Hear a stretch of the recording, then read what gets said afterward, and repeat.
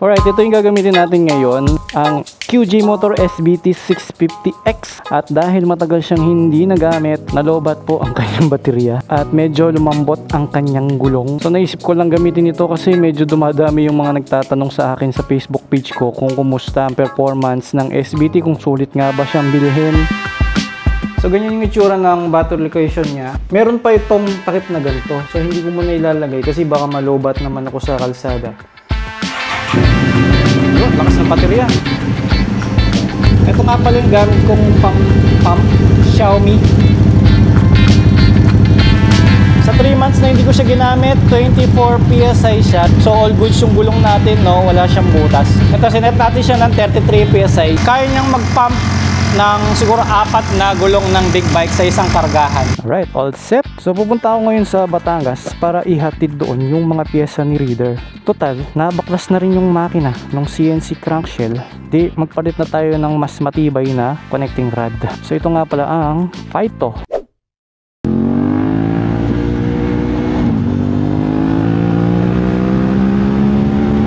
Dito ako na-excite kasi ginagawa yung kalsada dito. Maganda rin kasi yung suspension niya ito Hindi ko tuloy alam kung pwedeng pumasok doon. Dito na lang. Mukhang sarado naman. Dati iwas na iwas tayo sa mga tubig-tubig na ganyan, pero dito wala. Parang mas gusto ko siya kapag nadudumihan Tsaka kapag may gas-gas siya, maganda siyang ipagmalaki kasi doon mo mapapakita na marami ka ng experience gamit nito or marami ka ng lugar na napuntahan na napasabak yung motor mo. So madako naman tayo dito sa motor, no?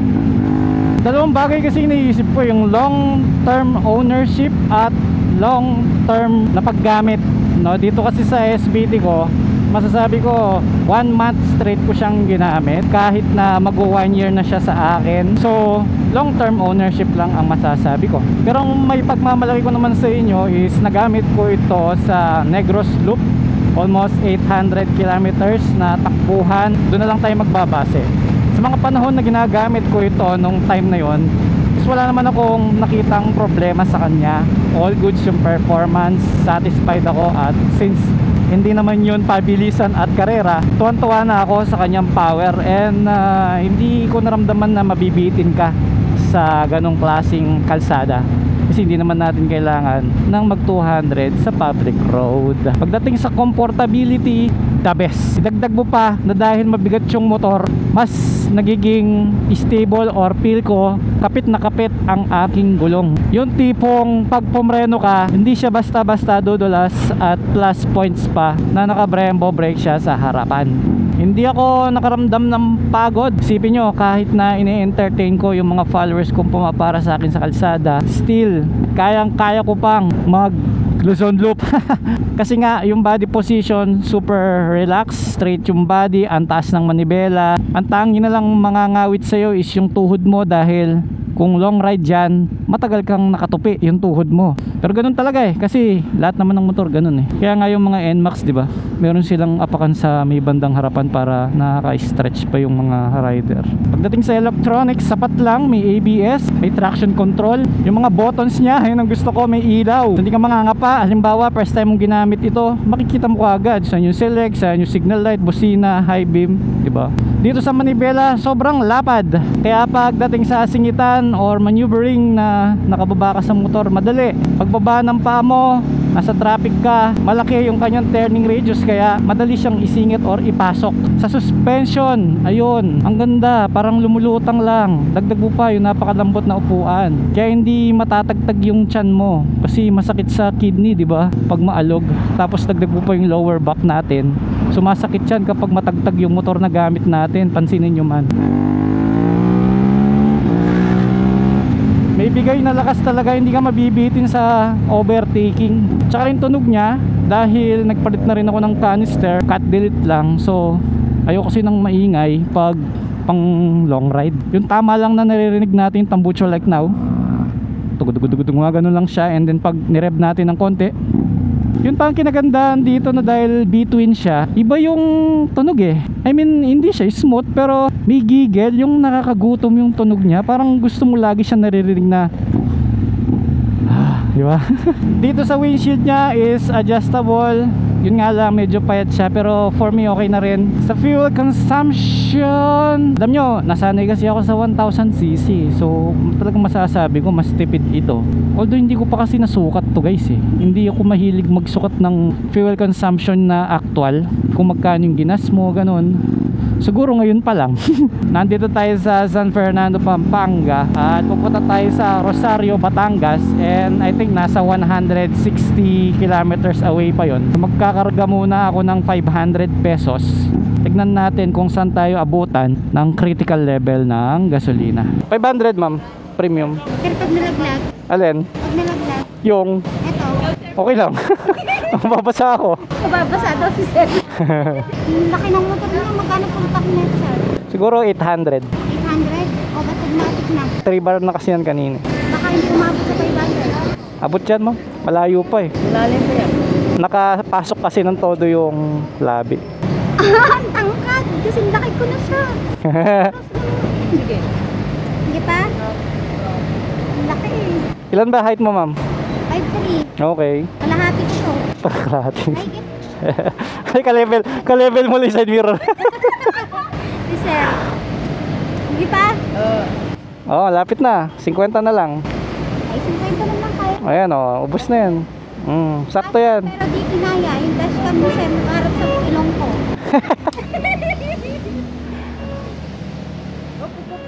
Okay lang yan, babalik din yan. Okay lang yan. Ang laki sir oh. Kaya nga tangkad eh, no? Tingnan mo nga sa upuan. Malayo nga. Sir, ang layo. Oo.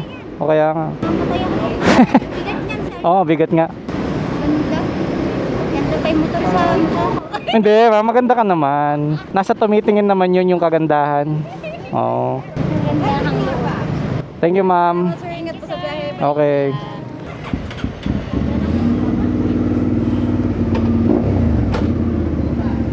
Bye-bye, ma'am. Thank you. Ang oras natin ngayon is 4:28 PM. Nagkarga tayo ng 500. At base sa Google Map, 150 kilometers away yung Rosario, Batangas. Mahina lang yung signal dito, no? Ay, ganda! Wow! Idol! Yari, haba ng pilang. Ganda nun, no? Yun, cash to eh. Nakakadito lang kapag mahaba na yung pila. So ngayon is 297 pesos ang toll gate. May nakasabay tayo. Taas ng put ng motor niya. Hindi masyado visible yung plate number. Kala ko wala. Ingat! Ay, mga tropang big bikers.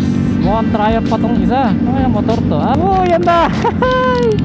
Alakas ng ulan. Dito magbabayad ulit tayo. Pero dahil meron akong RFID, hindi tayo maglalabas ng pera. Yun, oh. May 1.8 pa ako. Abot na to hanggang pa uwi. Grabe, sarap. Wala akong inaalala. Naka-wireless mic ako kahit umulan ng malakas. Walang problema sa camera. Ganda nito, Defender. Ganyan yung RC ko eh. Pati yung ilaw, pareho sila oh. Nabawasan ng 1 bar yung aming gasolina. Sigurado ako pa estiks ang traffic nito. Oh, mas malala yung papunta ng Maynila. Oh, expressway yan ah. Sabagay, bungad na kasi. One lower tong D-Max. Angas. So, ito na yung tinatawag nilang Caltex Mamplasan, kung saan dito madalas nagkikita-kita ang mga nag-group ride. Parang hindi napagod yung motor oh. Ang layo ko na. Parang wala lang, no? Sir, sticker. Ayos naman. Picture. May picture ka? Picture lang siya. Hey, hello. Sticker, sir. Nakakita kita doon. Dito ka ba nagtatrabaho? Oo, sir. Oh. Thank you. Boss Reed. Hello, sa vlog. Thank you. Thank you, Thank you, boss. Si Red Moto. Thank you po. Thank you po. Ingat kayo. Okay kayo. Yeah, bago mapagalitan. Okay lang. Sige. Yes, sticker. Boss Reed, sticker. Boss Reed. Oh. Okay, thank you. Sakto. Ulan. Buti nagdala ako ng sticker. Pa-picture din. Picture tayo kay Boss Reed, tol. Yeah!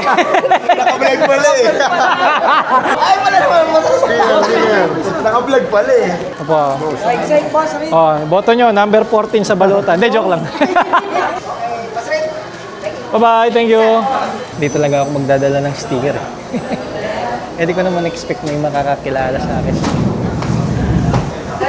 Speaker ka daw. Ay, ganda. Sino pa? Marlene, lagay sa show. Ito po. Okay na po.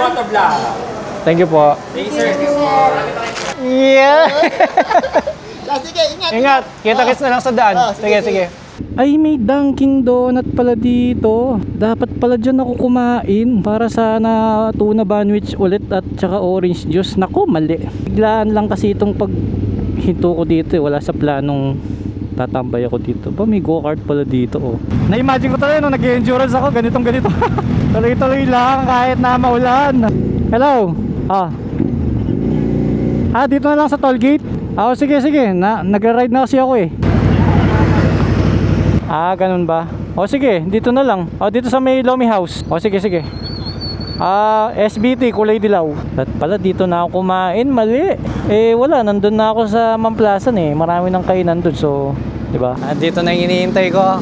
Si paring Kurt, naka Honda Jazz. Ano? Isan? Bilis mo na. Pagtingin ko, nandiyan ka na agad. Malapit lang. Ano ba? Kung balak dun sa isang makina? Yan. May bearing pa. Kachat ko si Marbs TV ngayon. Tiga dito lang kasi yun eh. In-invite niya akong magkape. Nandito sila sa Chef Shatsu. Total, hindi naman naulan dito. Kaya goods mamasyal, di ba? So, kaya pala familiar sa akin to. Kasi nag-Batangas Loop kami. Dito rin kami dumaan nung papunta. Kaya nang kinang ng kalsada. Andulas po niyan. Eto, ang lapit ko na lang. 3 kilometers. So. Siya nga pala, nabawasan na ng isa pang bar ang aking gasolina.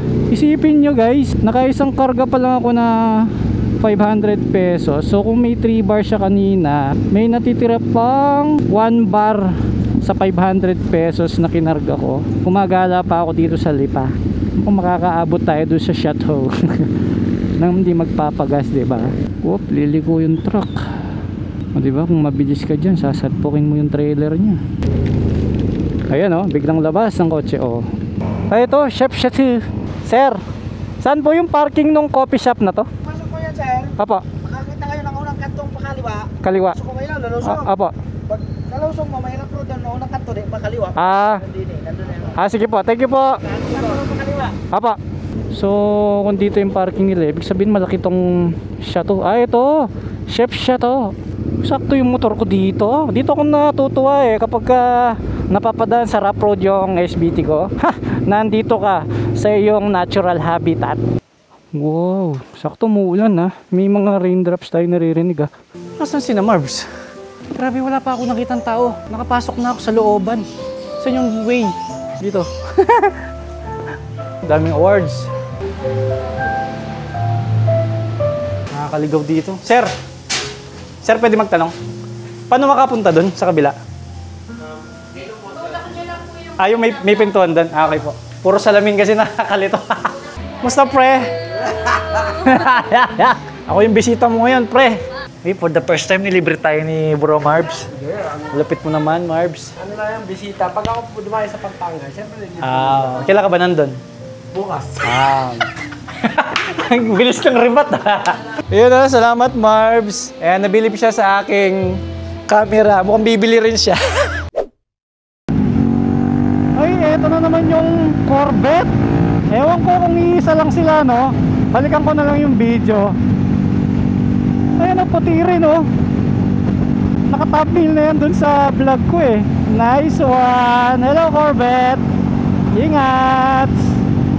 Kung ikaw ay nakaabot sa part na to, napakalupit mo, maraming salamat sa'yo. At pakicomment mo lang dyan, #Great4Speed. At mag-teleport na tayo papunta sa bahay. Let's go! Tada! Ang oras natin ngayon ay 11:14 PM. Okay lang, hindi sobrang late yung pagdating natin. So, ang ganda talaga pagka nakamotor Naulanan pa ako niyan pero mukhang hindi naman masyado na dumihan yung motor. So, wala naman naging aberya doon sa baterya. Ang dami kong iba't ibang klaseng motor dito. Kasi nga, para yon sa iba't ibang klase ng ride. Meron pang show, may pang everyday, may pang dito, may pang hataw, may pang BGC.